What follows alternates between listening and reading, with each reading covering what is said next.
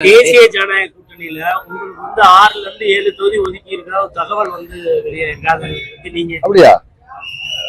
வதந்திகளுக்கு எல்லாம் போய் நம்ம பதில் சொல்ல முடியாது. நான் தான் நேற்று தானே உங்கள்கிட்ட சொன்னேன், நாங்க இன்னும் கூட்டணியை பத்தி எந்த முடிவும் எடுக்கல. எங்களை தமிழ்நாட்டில் இன்றைக்கு இருக்கின்ற கூட்டணிகளுக்கு தலைமை ஏற்றிருக்கின்ற கட்சிகள் எங்களை அணுகி எங்களோடு பேசி வருகிறார்கள். அம்மா மக்கள் முன்னேற்ற கழகத்தின் சார்பாக எந்த முடிவும் எடுக்கல. அது அம்மா அவர்களின் பிறந்த நாளுக்கு முன்பு தை மாதத்தில் எடுப்போம்னு சொல்லியிருந்தேன். இது என்ன வதந்தி பரவுது? தேசிய ஜனநாயக கூட்டணியில ஒரு 7 சீட்டு ஒதுக்கி இருக்கிறதா ரொம்ப பெருந்தன்மையா இருக்கு. அண்ணாமலை பேச்சுவார்த்தை நடத்துறாரா? பாராளுமன்றத்தில் எனக்கு 6-7 சீட்டு கொடுக்கிறதா இருந்தாங்க. அண்ணாமலை அவர்களை கேளுங்க தெரியும். நான் தான் வேணான்னு சொன்னேன். நாங்க வந்து அன்கண்டிஷனலா சப்போர்ட் பண்றோம், நிற்கவில்லைன்னு. இருந்தாலும் நாங்கள் நின்னாதான், அது நாங்கள் போட்டியிட்டால்தான் அந்த அம்மா மக்கள் முன்னேற்ற கழகத்திற்கு சார்பான வாக்கு வங்கி அது பலனளிக்குங்கிறதுனால நாங்கள் மினிமம் 2 தொகுதியினால நின்னுங்கன்னு சொன்னதுனாலதான் நானும் திருச்சியில தம்பி செந்தில்நாதன் நின்னோம். இந்த மாதிரி வதந்திகளை நீங்க சொல்றப்ப எனக்கு என்ன ஒண்ணு ஞாபகம் வருதுன்னா, நம்ம ஊர்ல எல்லாம் சொல்லுவாங்க, இன்னும் மாடே வாங்கல அதுக்குள்ளார மத்துக்கு அலையிறானான்னு சொல்லுவாங்க. அவருக்கா தயிர் கிடைக்கிறதுக்கு அதே மாதிரி இருக்கு. இன்னும் தஞ்சாவூர் பக்கம் ஒண்ணு சொல்லுவாங்க, இன்னும் பிள்ளைக்கு வரனே அமையல அதுக்குள்ளார பேர குழந்தைக்கு பேர் வச்சுட்டு அலையிறானான்னு சொல்லுவாங்க. அதே மாதிரி நம்ம கேள்விப்படுற பழைய பழமொழிகள், அடியேன்னு கூப்பிடுறதுக்கு ஆத்துக்காரியே அமையல, அதான் பிள்ளைக்கு பேர் வச்சுட்டு அலையிறானா கிருஷ்ணமூர்த்தின்னு சொல்லுவாங்க. இது யார் அந்த கிருஷ்ணமூர்த்தி இத மாதிரி வதந்திகளை கிளப்புறாருன்னு எனக்கு தெரியும். அந்த வதந்திகளை விதைக்கிற கிருஷ்ணமூர்த்தி யார் என்று எனக்கு தெரியும். அதை பரப்புகின்ற கிருஷ்ணமூர்த்தியின் சீடர்கள் யார் என்பது தெரியும். அவர்கள் ஏமாந்து போக போகிறார்கள். அதனாலதான் சொல்றேன், இது போல வதந்திகளை எல்லாம் யாரும் நம்ப வேண்டாம்.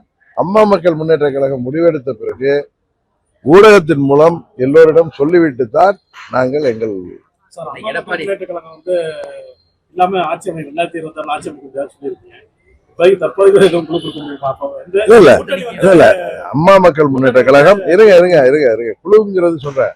எங்களை தவிர்த்து விட்டு எந்த ஒரு கூட்டணியும் ஆட்சி அமைக்க முடியாத அரசியல் சூழ்நிலை தான் இன்றைக்கு தமிழ்நாட்டில் இருக்குங்கிறது உங்களுக்கு தெரியும். அதுக்கு காரணம் எனது எத்தனையோ சோதனைகளையும் தாண்டி என்னோடு பயணிக்கின்ற லட்சம் தொண்டர்களும் அவர்களை வழிநடத்துகின்ற நிர்வாகிகள் தான் காரணம்.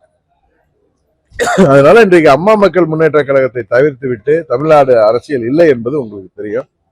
21 தேர்தலையும் ஆட்சிக்கு யார் வர வேண்டும் என்பதை தீர்மானிக்கின்ற சக்தியாக இருந்தோம்.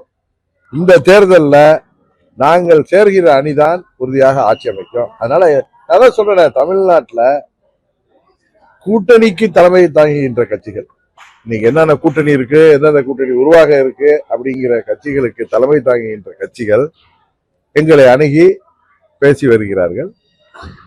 நாங்கள் உறுதியாக இந்த தேர்தலில் கூட்டணி தான் போட்டியிட போறோம். நாங்கள் எந்த கூட்டணிக்கு செல்வோம் என்பதை உறுதியாக உங்களுக்கு தெரியும். யார் வேணாலும் இந்த கூட்டணியில வந்து சேரலாம்.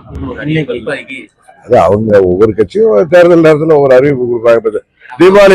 தீபாவளி வந்தா ஒவ்வொரு துணி கடையிலயும்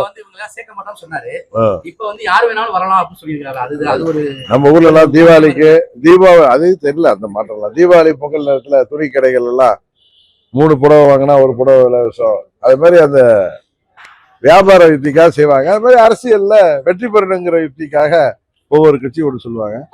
ஆனா அம்மா மக்கள் முன்னேற்ற கழகத்தை பற்றி வதந்தியை விதைக்கிற கிருஷ்ணமூர்த்தி யார் என்பது எனக்கு தெரியும். அந்த கிருஷ்ணமூர்த்தியின் சீடர்கள் யார் என்பது தெரியும். அவர்கள் எல்லாம் ஏமாந்து போவது உறுதி.